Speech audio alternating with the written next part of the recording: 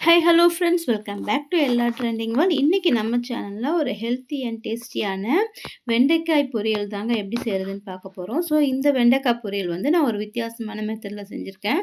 So வெண்டைக்காய் வேணான்னு சொல்கிறவங்களும் இந்த வெண்டைக்காய் விரும்பி சாப்பிடுவாங்க. மோஸ்ட்லி பார்த்திங்கன்னா குழந்தைங்களாம் வெண்டைக்காய் விரும்ப மாட்டாங்க. அதில் ஒரு வழுவழுப்பு தன்மை இருக்கும். ஸோ அந்த வழுவழுப்பு தன்மை இல்லாமல் ஒரு க்ரன்ச்சி மென்ச்சியான ஒரு வெண்டைக்காய் பொரியல் தாங்க நான் இப்போ செஞ்சுருக்கேன். ஸோ இந்த வீடியோ ஸ்கிப் பண்ணாமல் ஃபுல்லாக பாருங்கள். வாங்க இந்த வெண்டைக்காய் பொரியல் எப்படி செய்கிறதுன்னு பார்த்துடலாம். இதுக்கு நான் வந்து ஒரு கடாயை அடுப்பில் வச்சு நல்லா ஹீட் பண்ணியிருக்கேன். ஸோ இதில் வந்து நல்லெண்ணெய் வந்து 1 டேபிள் ஸ்பூன் நான் சேர்த்துருக்கேங்க. ஸோ உங்கள்கிட்ட நல்லெண்ணெய் இல்லைன்னா கடலெண்ணெய், அப்படி இல்லைன்னா ரீஃபைண்ட் ஆயில் கூட சேர்த்துக்கலாம். ஸோ எண்ணெய் ஹீட் ஆனதும் நம்ம இதில் வந்து 1 ஸ்பூன் வந்து கடுகு சேர்த்துக்கலாம்.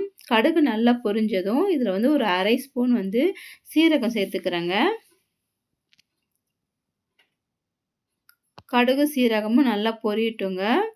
இப்போ இதில் வந்து 1 டீஸ்பூன் உளுத்தம்பருப்பு சேர்த்துக்கிறேங்க. ஸோ ஒரு டீஸ்பூன் கடலைப்பருப்பு சேர்த்துக்கிறேன். ஸோ இது எல்லாத்தையும் சேர்த்து நல்லா பொன்னிறமாக ஆகிற வரைக்கும் நல்லா வறுத்து விட்டுக்கோங்க. ஸோ இந்த உளுத்தம்பருப்பும் கடலைப்பருப்பும் சேர்க்கறதுனால இந்த வெண்டைக்காய் பொரியல் நல்லா க்ரன்ச்சியாக இருக்குங்க. ஸோ இப்போ கடைசியாக வந்து வெங்காயம், ஒரு பெரிய பல்லாரி வெங்காயம், ஒரு பச்சை மிளகாய் பொடிசா நறுக்கி அதையும் இது கூட சேர்த்து நல்லா வதக்கி விட்டுக்கலாங்க. வெங்காயம் சீக்கிரமாக வதங்கிறதுக்காக நம்ம வந்து இந்த வெங்காயத்தோட வந்து உப்பு சேர்த்துக்கலாங்க. உப்பு நான் வந்து ஒரு 1/2 ஸ்பூன் போட்டுக்கிறேங்க.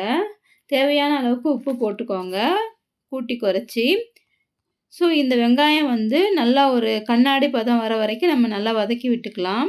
இது கூட நான் ஒரு 5 வரமிளகாய் போட்டிருக்கேன். ஒரு கொத்து கருவேப்பிலையும் சேர்த்துருக்கேங்க. உங்களுக்கு காரம் கம்மியாக வேணும்னா நீங்கள் வந்து வரமிளகாய் வந்து கூட்டி குறைச்சி சேர்த்துக்கலாம். நான் வந்து இன்றைக்கி 1/4 கிலோ வெண்டைக்காய்க்கு 5 வரமிளகாய் போட்டிருக்கேன். ஸோ இந்த வெங்காயம் நல்லா வதங்கி வந்தவுடனே நம்ம வந்து இது கூட நம்ம வந்து நல்லா கழுவி தொடச்சி எடுத்து வச்சுருக்கேங்க வெண்டைக்காய். ஸோ இந்த வெண்டைக்காயை வந்து நம்ம இப்போ இதில் சேர்த்துக்கலாம். 1/4 கிலோ போல் வெண்டைக்காயை நல்லா கழுவிட்டு நல்லா தொடச்சி நான் வந்து ஃபேன் காற்றுல காய வச்சு நைஸாக நறுக்கி இதில் சேர்த்துருக்கேன். வெண்டைக்காயை வந்து ஈரத்தோடு நம்ம வெட்டும்போது அது ஒரு மாதிரி வழுவழுப்பு தன்மை கொடுக்கும். ஸோ இந்த மாதிரி நீங்கள் சேர்த்திங்கன்னா கண்டிப்பாக கொஞ்சம் கூட வழுவழுப்பு தன்மையே இருக்காதுங்க. ரொம்பவே சூப்பராக இருக்கும். ஸோ இந்த வெண்டைக்காய் இந்த மெத்தடில் செஞ்சு பாருங்கள். ரொம்பவே எம்மியாக இருக்கும். வெண்டைக்காய் வேணான்னு சொல்கிறவங்க கூட சாப்பிடுவாங்க. ஒரு 4 பல் பூண்டை நல்லா இடித்து வந்து இதில் சேர்த்துருக்கேங்க. இந்த பூண்டு வந்து நீங்கள் எண்ணெய் தாளிக்கும் போதே போட்டிங்கன்னா இன்னும் நல்லா வாசமாக இருக்கும். இப்போ நான் வந்து இது எல்லாமே சேர்த்து நல்லா வதக்கி விட்டுக்கிறேன். ஸோ இந்த வெண்டைக்காய் வந்து ரொம்பவே ஒரு எம்மியாக இருக்குங்க. கண்டிப்பாக இதில் வந்து உளுத்தம்பருப்பு, கடலைப்பருப்புலாம் சேர்த்துருக்கிறதுனால. இது கூட நான் இப்போ வந்து 1 ஸ்பூன் மிளகாய் தூள், 1/4 ஸ்பூன் மஞ்சள் தூள் சேர்த்துக்கிறேங்க. இவ்வளோதாங்க இன்க்ரீடியண்ட்டு.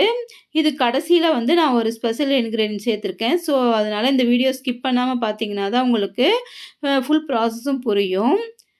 இது நல்லா வதக்கி விட்டுக்கலாம். பாருங்கள், இது வந்து 75% வதங்கியிருக்கு. இந்த வெண்டைக்காயை மூடாமல் இந்த மாதிரி ஓப்பன்லேயே வச்சு நல்லா வதக்கி விட்டுக்கோங்க. அப்பப்போ மூடி வச்சிங்கன்னா கருகிடும்.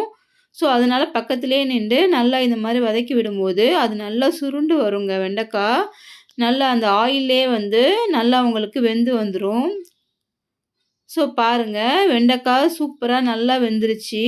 ஸோ இந்த ஸ்டேஜில் வந்து நம்ம என்ன பண்ண போகிறோம், 1 டேபிள் ஸ்பூன் வந்து நான் தேங்காய் துருவல் சேர்த்துருக்கேங்க.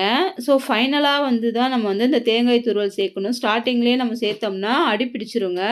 ஸோ அதனால் ஃபைனலாக வந்து இந்த தேங்காய் துருவல் சேர்த்துட்டு ஒரு 2 நிமிஷம் நம்ம அடுப்பில் வச்சு நம்ம அதை வந்து ஃப்ரை பண்ணால் போதும். கடைசியாக பாருங்கள், நான் சொன்ன ஸ்பெஷல் இன்க்ரீடியன்ட் வேர்க்கடலைங்க. வேர்க்கடலை வந்து ஒரு 2 டேபிள் ஸ்பூன் நல்லா தூளாக பொடிச்சிட்டு இதில் சேர்த்துக்கிறேன். ஸோ இந்த வேர்க்கடலை சேர்க்கும்போது ரொம்பவே க்ரன்ச்சியாக இருக்குங்க இந்த வெண்டைக்காய். சாப்பிடும்போது ஒவ்வொரு பைட்டும் வந்து அந்த கடலைப்பருப்பு, உளுத்தம்பருப்பு, இந்த வேர்க்கடலை எல்லாமே வந்து நமக்கு சாப்பிடும்போது கடிப்படும்போது ரொம்பவே டேஸ்டியாக இருக்கும். ஸோ கண்டிப்பாக இந்த மெத்தடில் நீங்களும் செஞ்சு பார்த்துட்டு உங்களோட ஃபீட்பேக்கை கமெண்ட்டில் சொல்லுங்கள்.